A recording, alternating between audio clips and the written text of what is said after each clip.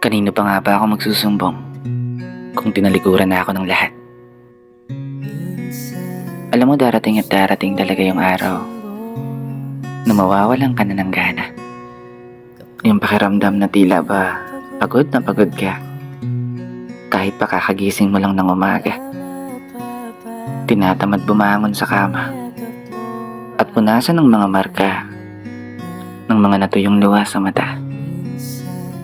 Kasi ang hirap pag dumating ka sa punto na kailangan mo na lang sarilihin ng mga problema sa halip na ikwento o ibahagi sa iba. Harapin yung mga hamon, yung mga pagsubok ng nag-iisa. Mga panahong wala kang mapagsumbungan, kundi ang sarili mo lang talaga.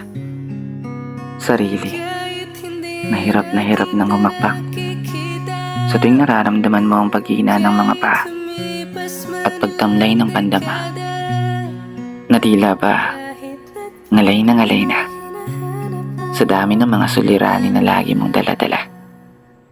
Kanino pa nga ba ako dapat magsusumbong? Sino pa nga ba ang pwede kong matakbuhan?